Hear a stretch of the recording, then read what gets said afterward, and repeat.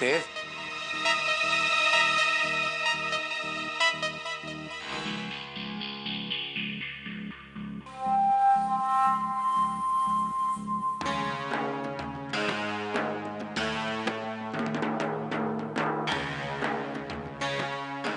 देव, मैं ये जानता हूं कि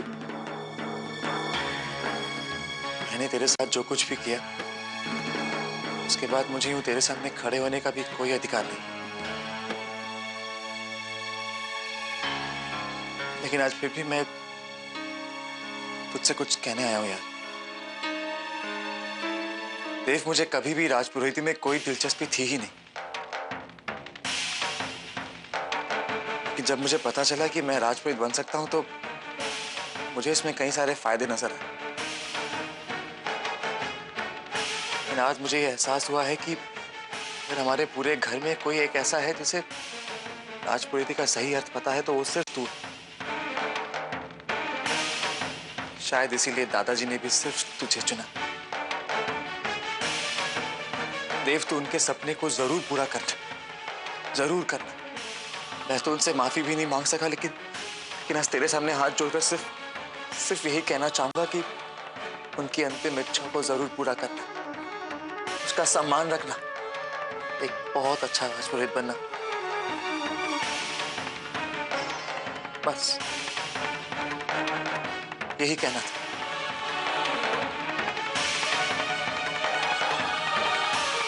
चलता हूं।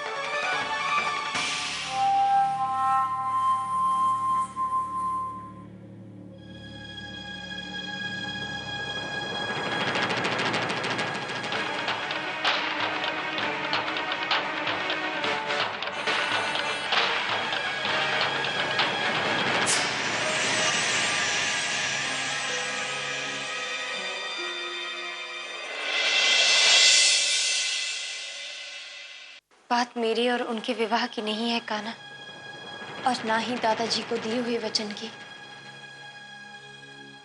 बात उस आशा की है जो 1000 लोगों के दिल में बंधी हुई है, उस आस्था की जो लोगों को राजपुरोहिती से है। मेरे कृष्ण कन्हैया का सही मार्गदर्शन करो कान्हा, उन्हें सही रास्ता दिखाओ, नहीं तो मेरा विश्वास डगमगा जाएगा। मैं जानती हूं कान्हा, तुम मेरे विश्वास को हारने नहीं दोगे।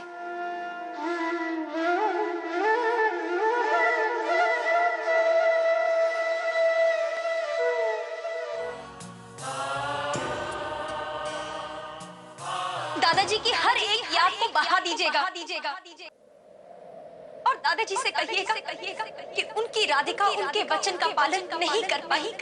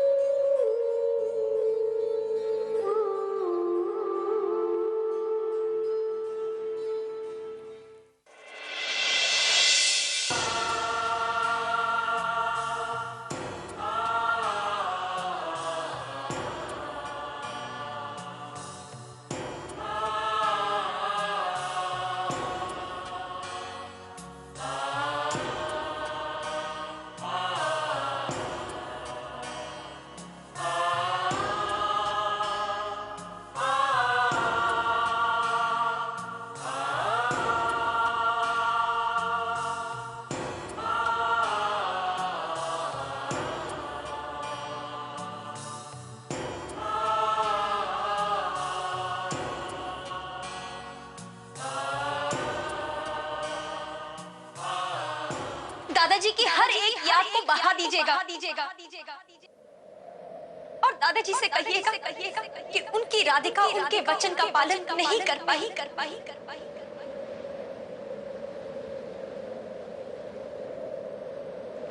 दादाजी की हर एक याद को बहा दीजिएगा और दादाजी से कहिएगा कि उनकी राधिका उनके वचन का पालन नहीं कर पाई।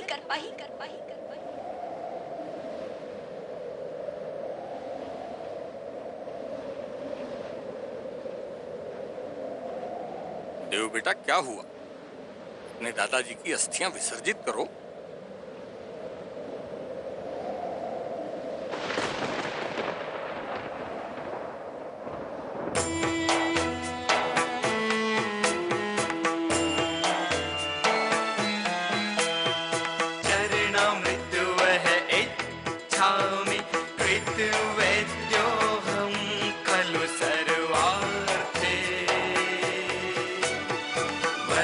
शरणं हि गच्छामि, वह शरणं हि गच्छामि, वह शरणं हि गच्छामि।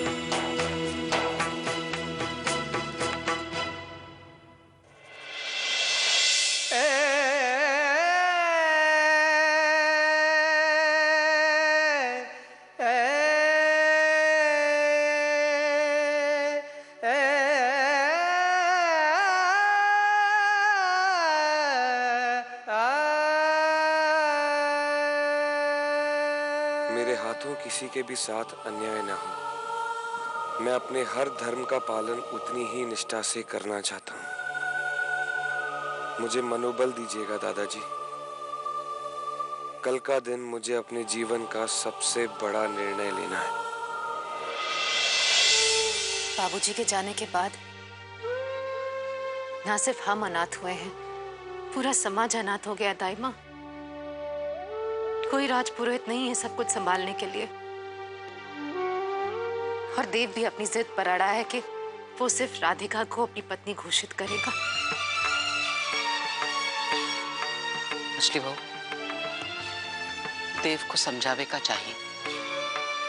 जब सब लोगन को सच पता चलेगा तो सबसे पहले राजपुरोहिती समाप्त हो जाएगी। उसे किसी भी तरह समझाना होगा दाई माँ। देव समझ ही नहीं रहा कि उंगली उठेगी तो सिर्फ राधिका के ऊपर। पहले भी उसके चरित्र पर सवाल उठाए गए थे और अब दोष भी उसे ही दिया जाएगा। अगर देव राधिका से इतना ही प्यार करता है तो फिर वो क्यों राधिका का जीवन और कठिन बनाना चाहता है? देव को समझना चाहिए कि राधिका को अपना कर वो राधिका को जीवन भर सिर्फ दुख देगा और कुछ नहीं।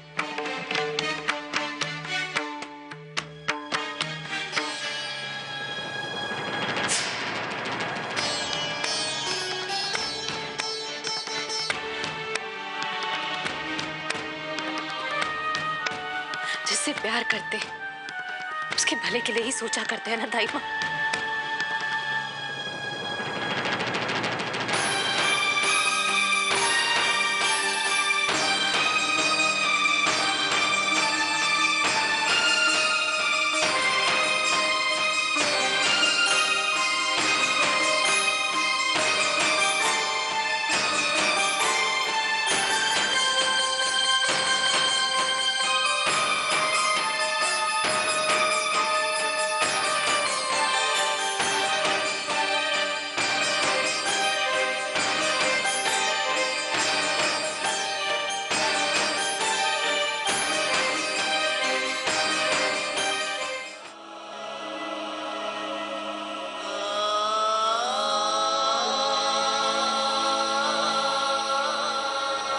क्योंकि कुछ ही दिनों में राजपुरोहिती खत्म हो जाएगी तो ये सब संस्थाएं भी बंद ही हो जाएगी। और याद है आपको वो रावल का प्रसिद्ध जागृत मंदिर? लेकिन अब आज ही कल में वो मंदिर फिर से बंद हो जाएगा। अब आप संकल्प लेकर इस मंदिर के द्वार हमेशा हमेशा के लिए बंद कर लीजिए।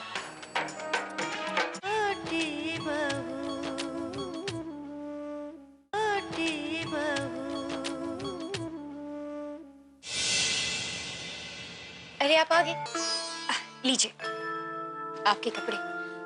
मैं तब तक आपके लिए फल काट लेती हूँ। ऐसे क्या देख रहे हैं आप इतनी हैरानी के साथ?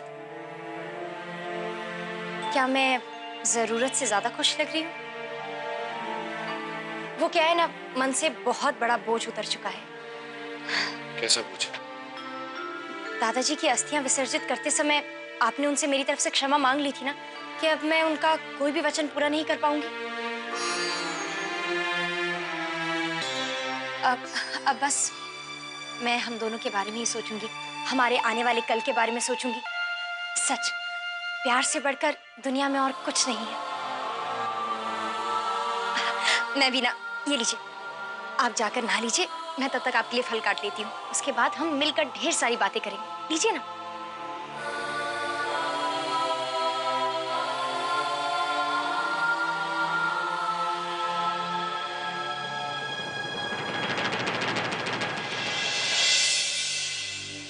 सुनिए, फल।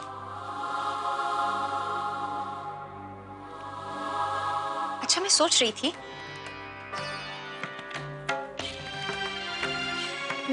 थी अगर कल राज तिलक के समारोह में आप मुझे अपनी पत्नी घोषित करेंगे तो दो बातें हो सकती हैं। पहली तो ये कि मुझे राजपुरोहिताइन के रूप में स्वीकार किया जा सकता है, और ऐसा भी हो सकता है कि समाज मुझे राजपुरोहिताइन के रूप में स्वीकार ना करे। अगर तो मुझे स्वीकार कर लिया तो कोई परेशानी नहीं, लेकिन अगर नहीं किया तो उसके लिए मेरे पास एक सुझाव है। वैसे तो सारा पैसा ट्रस्ट के नाम चला जाएगा, लेकिन हर एक सदस्य को इतने सालों में कोई मासिक आय तो मिलती आई होगी, तो सभी ने अपने लिए कुछ ना कुछ संजोकर तो जरूरी रखा होगा। और ये घर तो ट्रस्ट के नाम हो ही जाएगा। हमें अपने लिए एक नया घर ढूंढना होगा, और काम, सुनिए ना, हम सब अपने गुजारे लायक कोई ना कोई काम तो ढूंढ ही लेंगे, लेकिन कैसा काम? क्योंकि राज तिलक के बाद तो सभी लोग हमारे खिलाफ हो जाएंगे, क्योंकि हम धर्म के खिलाफ हो जाएंगे। पर आप चिंता मत कीजिए, मैंने लिस्ट बनाई है। एक मिनट, ये देखिए, ये लिस्ट देख रहे हैं आप? मैंने वो सब लिस्ट बनाई है जो राजपुरोहिती के संरक्षण से चलती है। अब जैसे ये बालाश्रम, विधवा आश्रम, अनाथ आश्रम, महिला आश्रम, किसानों के लिए सहकारी बैंक, धर्मशालाएं, अस्पताल, ये सब जो है राजपुरोहिती के कारण चलती आई हैं। अब जो कि कुछ ही दिनों में राजपुरोहिती खत्म हो जाएगी तो ये सब संस्थाएं भी बंद ही हो जाएगी। और याद है आपको वो रावल का प्रसिद्ध जागृत मंदिर, जहाँ सिर्फ राजपुरोहित ही पूजा करते आए हैं? बहुत सिद्ध मंदिर माना गया है। कहा जाता है वहाँ हर इंसान की मनोकामना पूरी होती है। पिछले 12 सालों में जब दादाजी बीमार थे तो बड़ी माँ ने उसके पट बंद करवा दिए थे, और गांव वालों का ये तक कहना था कि उस दौरान गांव में कुछ भी अच्छा नहीं हुआ। बहुत आपत्ति और बहुत मुसीबतें सही हैं सब लोगों ने। दादाजी के स्वस्थ होते ही दादाजी ने सबसे पहला काम यही करवाया था कि मंदिर के पट खुलवा दिए थे। लेकिन अब आज ही कल में वो मंदिर फिर से बंद हो जाएगा। अब ऐसा करते हैं, संध्या की सांझ बाती के बाद हम वो पट बंद करवा देते हैं। पता नहीं कल मौका मिले या ना मिले। चलिए ना, ज्यादा समय नहीं है हमारे पास। आइए आइए। राधिका जी कहिए। तुम ये सब बातें मुझे समझाने के लिए कह रही हो ना? नहीं नहीं, आपको ऐसा क्यों लग रहा है? क्योंकि ये तुम नहीं हो। पागल थी मैं जो सोचती रहती थी कि प्यार से बढ़कर और भी बहुत सारी चीजें हैं। लेकिन देखिए ना, प्यार से बढ़कर कुछ भी नहीं। इतनी मुश्किलों के बाद हमें ये समय मिला है, हमें इसे गंवाना नहीं चाहिए।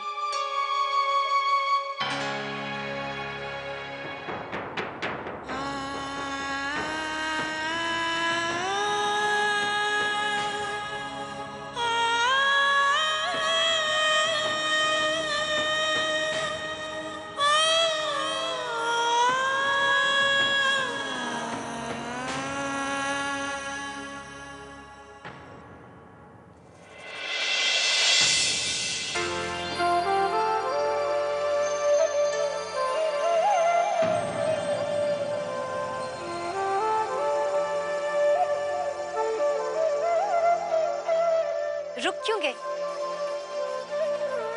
आइए ना। देव, मैं जब भी अपने इस जागृत मंदिर में पूजा करने आता हूँ, बड़े सुख का अनुभव होता है, मन को शांति मिलती है। आसपास के गांव के लोग भी यहाँ श्रद्धा पूर्वक दर्शन करने आते हैं। बड़ी आस्था है इस मंदिर की। मुझे तो ऐसा लगता है यहाँ आकर जैसे मैं बिल्कुल परम पिता परमेश्वर के समीप पहुंच गया हूँ। किस सोच में पड़ गए हैं?